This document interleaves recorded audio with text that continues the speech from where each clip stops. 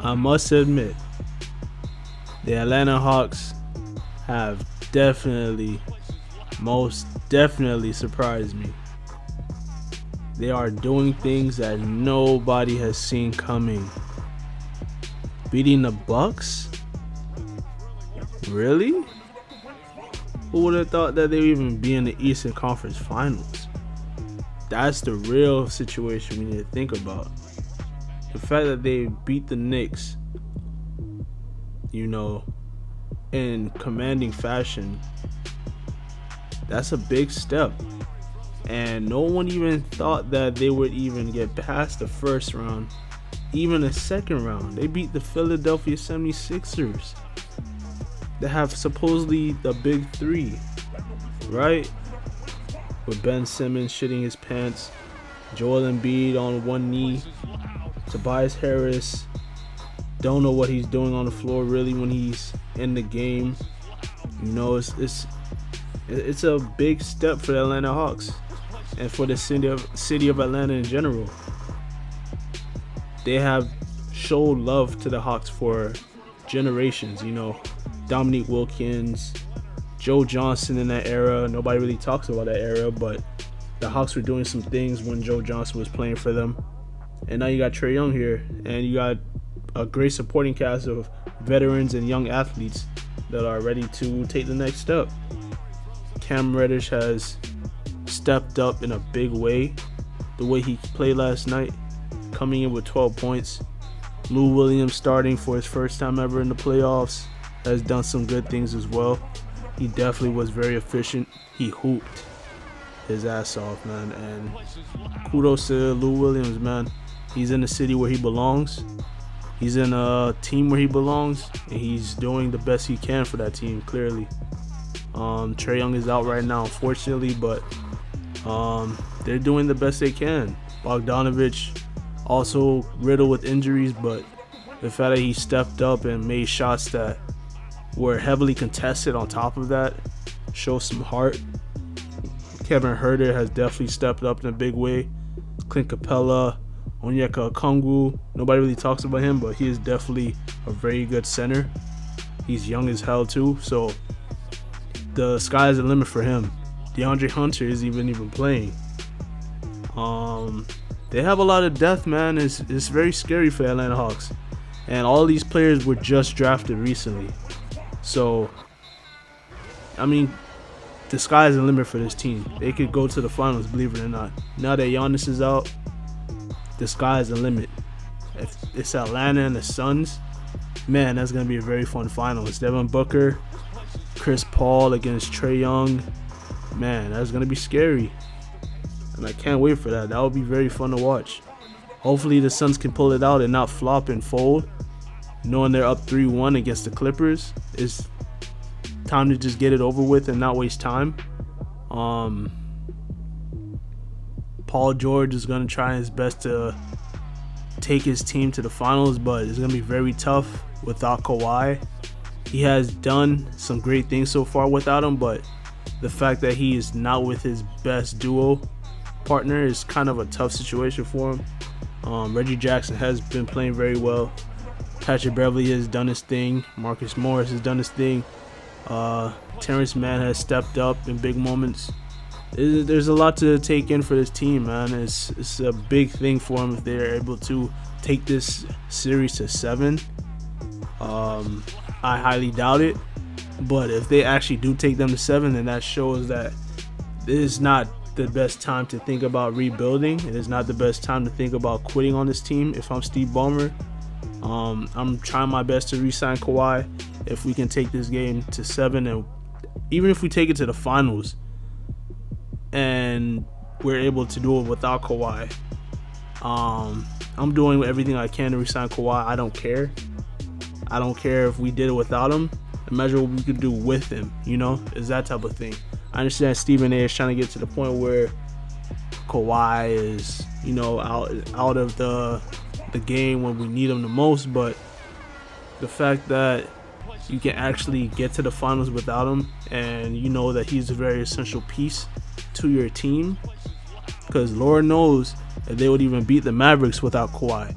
especially the games that he played. Who Lord knows if they would even beat the Jazz without Kawhi, you know?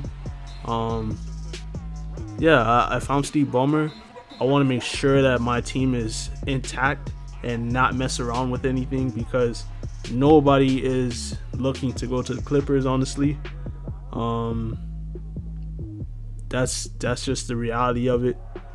But yeah, man, it's a lot to really think about.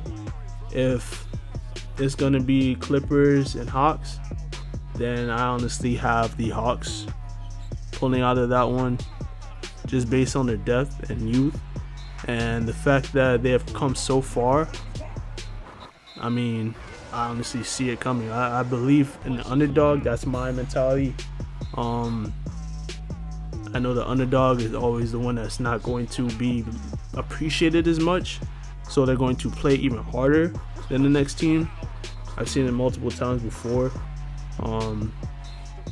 But if it's going to be Clippers and Suns, not Clippers and Suns. If it's going to be Hawks and Suns in the finals, then I definitely have the Suns, just based on the fact that they are the most versatile team and they have a veteran player in Chris Paul that will lead this team to that championship ring that they deserve the most, based on the fact that CP3 has played so many years in the league.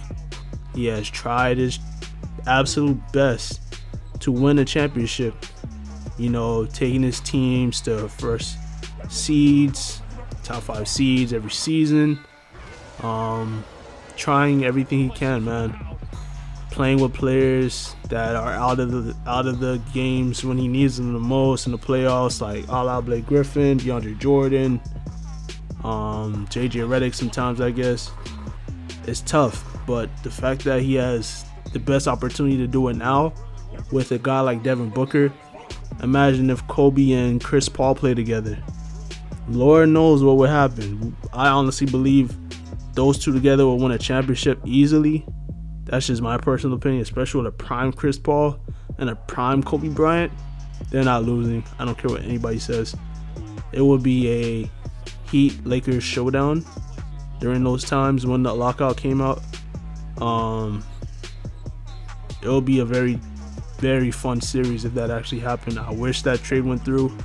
But the fact that Chris Paul can pair up with a guy like Devin Booker that has Kobe traits and can shoot the ball just arguably as well. I'm not going to say he's like Kobe per se, but he has traits of Kobe, and it shows and everybody sees it. I don't understand how you can argue against that, but with the eye test, you should know for sure that Devin Booker is the closest thing to Kobe Bryant so far, you know. If Devin Booker steps up and does his thing as he always has done so far, and Chris Paul does his thing, I honestly believe that they can win it all. That's just the absolute truth about it. DeAndre Ayton has been a very good player so far. He has been a defensive anchor. He has been a very big piece to this team. You know, scoring game winners. That was a very big play last couple of games ago. Cameron Payne has been a very big piece. He has done his thing, scoring shots when needed, playing his role, stepping up big. Jay Crowder has been a very big player as well, defending. Torrey Craig, Dario Saric. They have it all, man. I honestly believe that Chris Paul deserves a ring, especially knowing that he just needs that to complete his Hall of Fame resume. He's done everything else he could possibly do. I believe he should have won an MVP one of the seasons that he has had in this past, but that's up for argument. Everybody can argue against that. But at this point, Chris Paul will be a top 5 point guard ever if he wins a ring, and the rest is history, man. But other than that, though, that's the end of the video. Make sure you guys like, comment, subscribe. Show love to your boy Jet Set Lee 2447's YouTube channel. This is it right here. Yeah, man, we're doing some big things. We're trying to make sure that we're on top of our shit, and show love to the Scouters podcast. Doing that thing with my brother Will, and following on Instagram at JLee Heslop. You know, it's gonna be in the description below. And yeah, just show love. We're gonna do it for y'all. Peace.